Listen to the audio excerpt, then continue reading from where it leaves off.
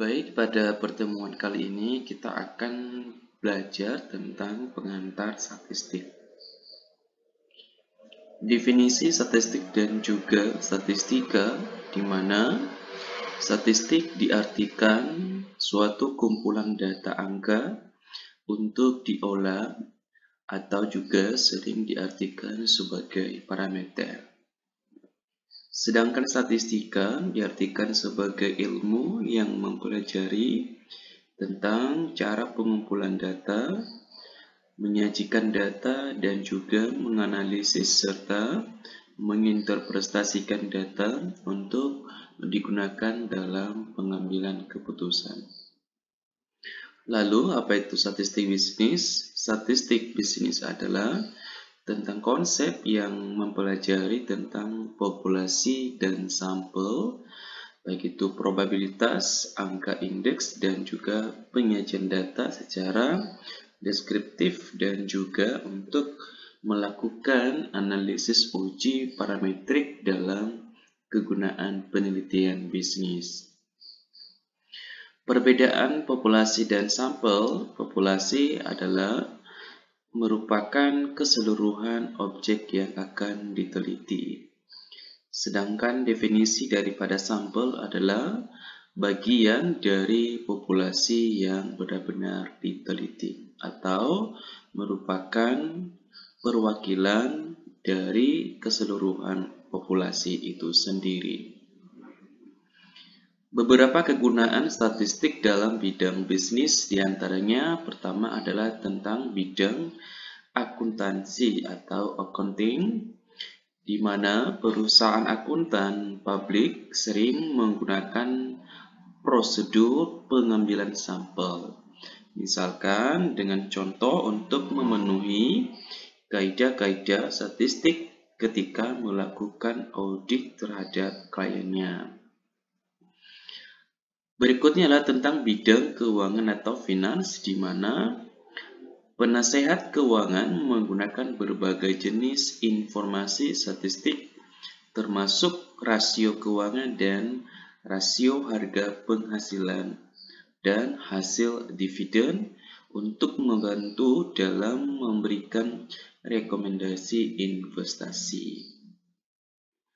Di bidang pemasaran atau marketing, di mana untuk pengambilan sampel, masyarakat sebagai calon konsumen diminta untuk pendapat tentang produk yang akan diluncurkan oleh suatu perusahaan, sering menggunakan kaidah-kaidah statistik.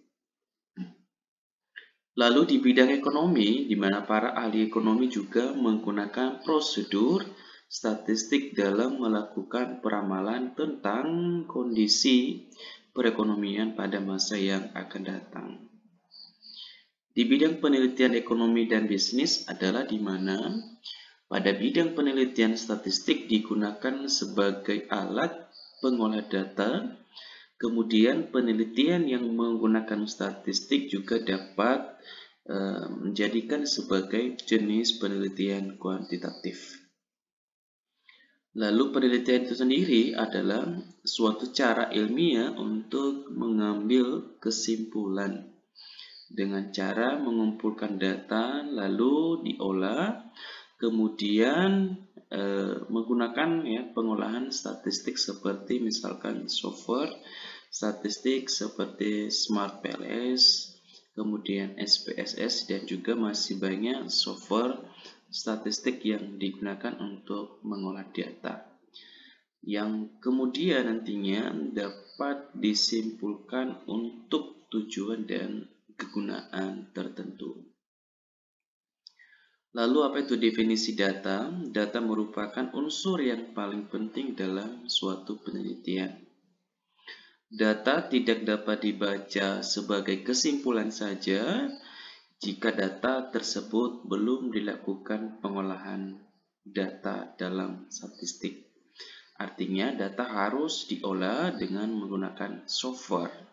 Kemudian nanti hasilnya dapat dianalisis dan diinterpretasikan dalam mengambil kebijakan atau keputusan.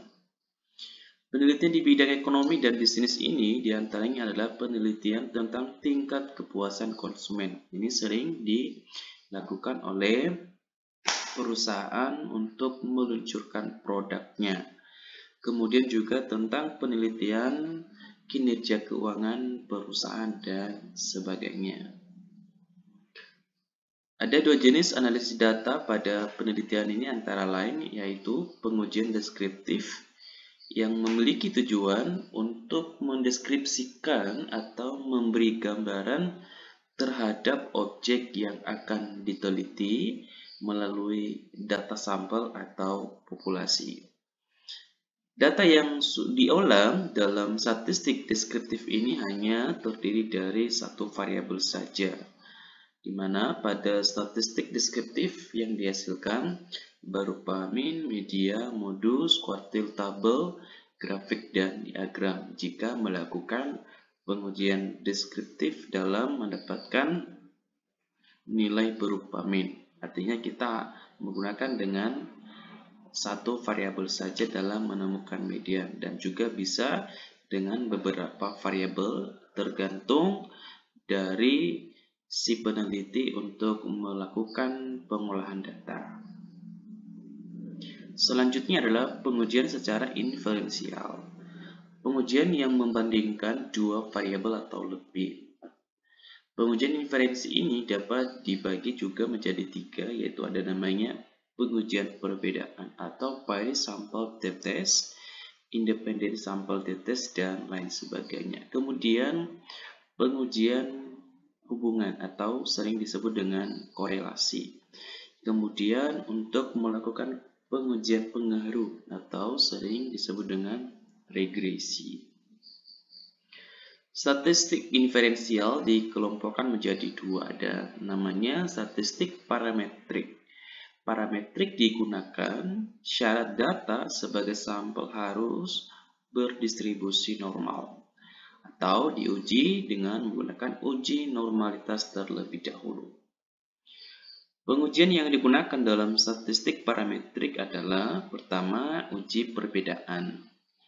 Uji ini dilakukan untuk menguji apakah sebuah sampel mempunyai perbedaan nyata dengan sampel yang lain. Uji yang digunakan adalah independent sample t-test, paired sample t-test, dan one sample t-test untuk melakukan uji perbedaan. Sedangkan untuk melakukan uji hubungan, yaitu dilakukan untuk menguji apakah dua variabel yang ada mempunyai hubungan. Uji yang digunakan adalah korelasi product moment person. Sedangkan untuk penguji pengaruh atau regresi adalah merupakan uji pengaruh dilakukan untuk menguji apakah ada pengaruh antara variabel satu dengan variabel yang lain, seperti misalkan promosi terhadap peningkatan volume penjualan. Maka uji yang digunakan pada regresi ini adalah digunakanlah regresi ya.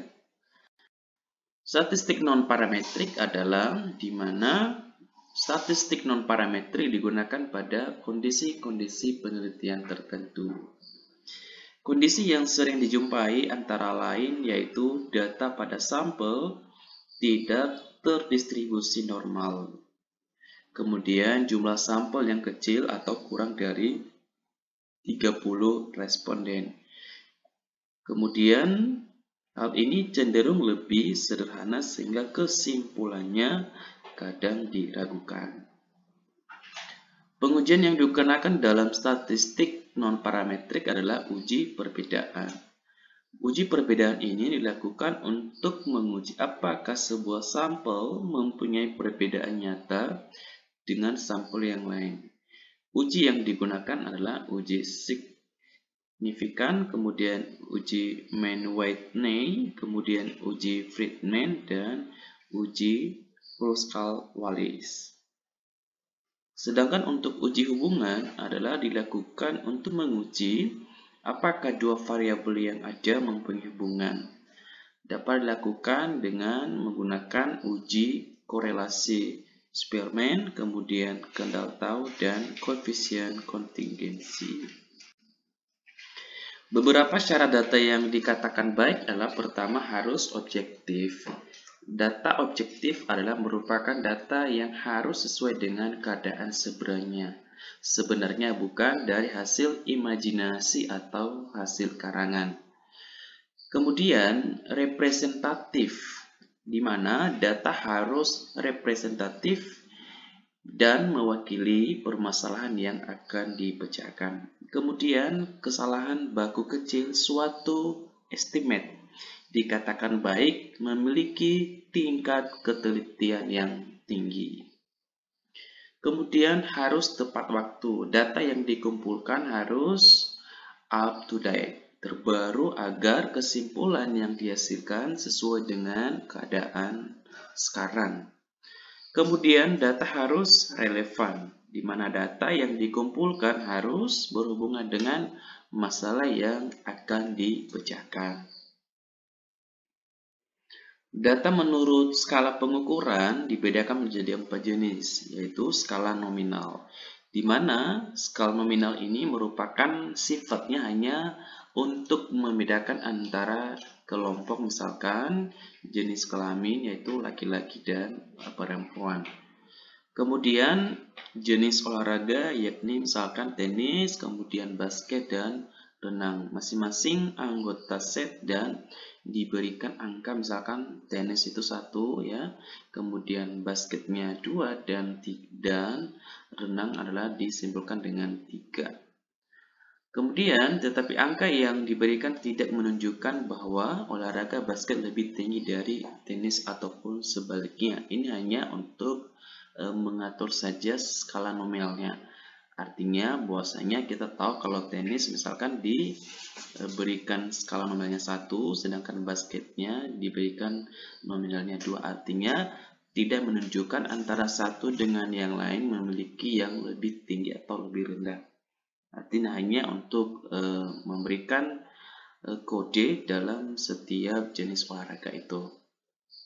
Kemudian Bank Umum Syariah diberi kategori 2 dan sedangkan BPR Syariah diberi kategori 1. Bukan berarti yang diberikan kategori 2 itu merupakan urutan kedua, tetapi hanya membedakan saja.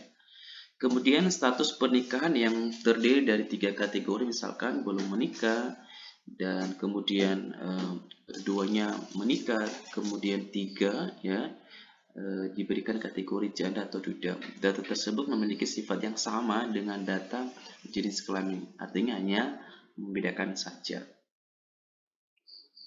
Kemudian ordinal, ya, data selain memiliki sifat nominal juga menunjukkan peringkat, ya. Contoh, misalkan mengubah nilai ujian ke nilai prestasi, yaitu misalkan ya, nilai A adalah dari 80 hingga 100. Sedangkan untuk nilai B, untuk mendapatkan nilai B adalah harus menunjukkan nilai dari 65 sampai 79. Sedangkan nilai C adalah misalkan dari 55 sampai 64. Sedangkan untuk nilai D adalah dari 45 ke 54. Sedangkan nilai E adalah merupakan dari 0 sampai ke 44 atau dalam bentuk skala Likert. Ya. Kemudian interval. Data ini memiliki ciri sama dengan ciri pada ordinal, ditambah satu ciri lagi, yaitu urutan kategori data. Ya, memiliki jarak yang sama. Misalkan contoh A itu disimbolkan dengan 1, B adalah 2, di mana C adalah 3, dan D adalah 4, di mana E adalah 5. Di mana interval A sampai C adalah 3 sampai 2, sama dengan 3 dikurang 1 sama dengan 2.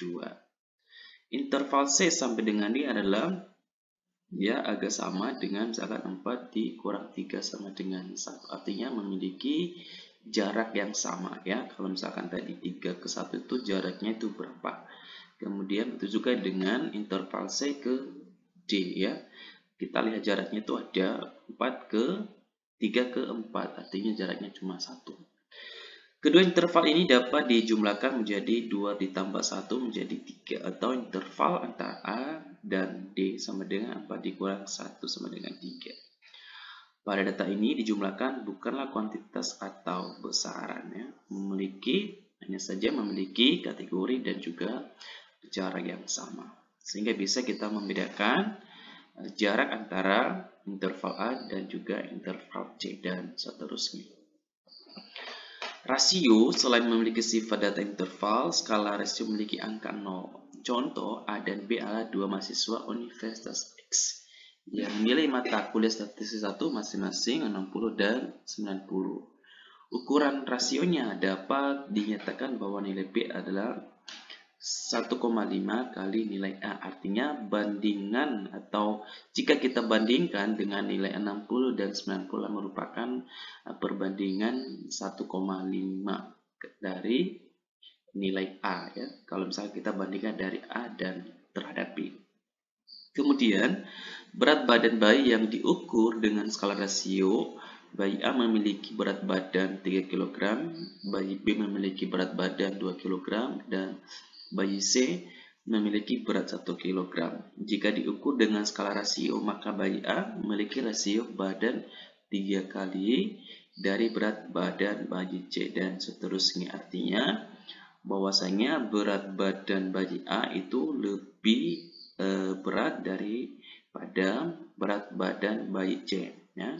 Kalau berat badan bayi A ada 3 kg, sedangkan bayi C adalah berat badannya adalah 1 kg. Sehingga kalau kita bandingkan rasionya adalah memiliki rasio badan 3 kali berat daripada badan bayi si C. Kemudian data menurut sifatnya dibedakan menjadi dua. Itu ada kualitatif berupa label atau nama-nama yang digunakan untuk mengidentifikasikan atribut suatu elemen. Skala pengukuran adalah bisa nominal atau ordinal.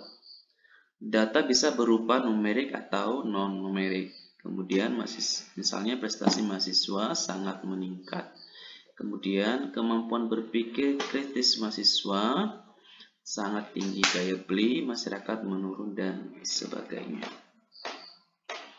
Kuantitatif mengindikasikan seberapa banyak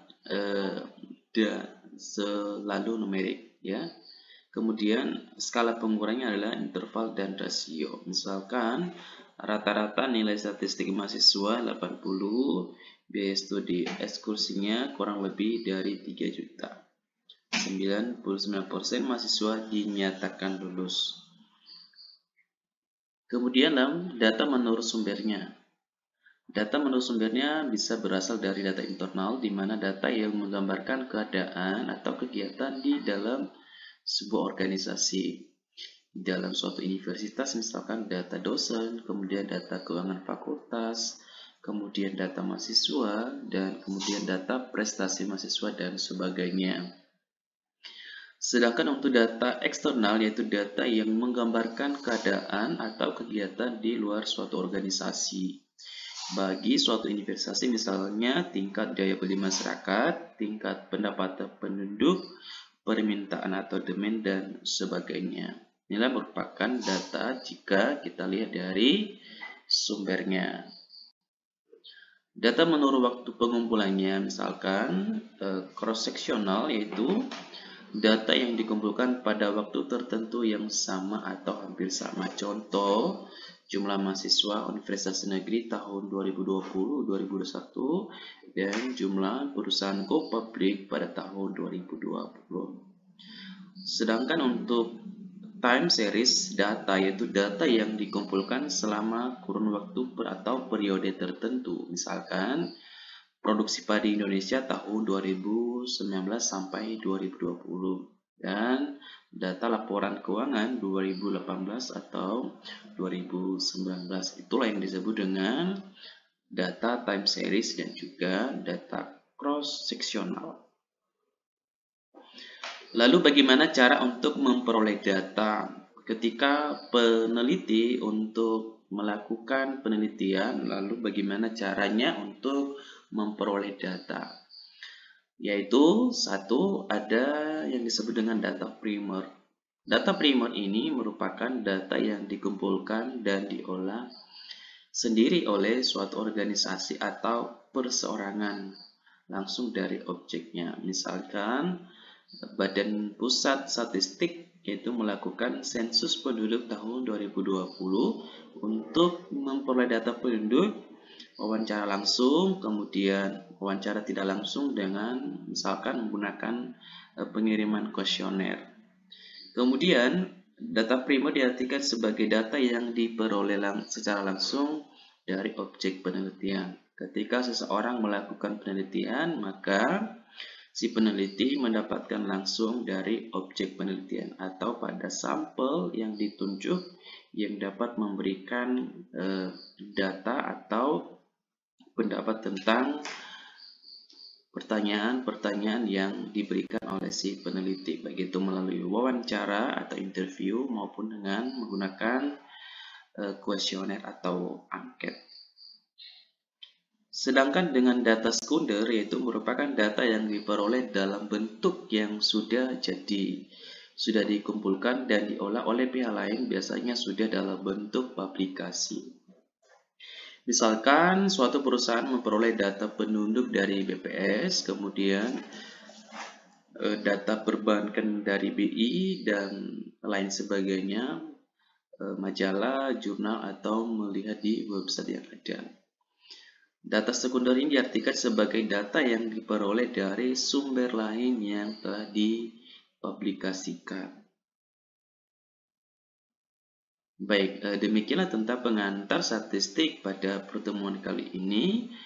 Maka harus lebih kita mengetahui bahwasanya baik itu tentang sumber-sumber data, baik menurut waktunya, kemudian juga adalah data bagaimana cara untuk memperoleh data, yaitu baik dari data primer tadi ataupun dari data sekunder.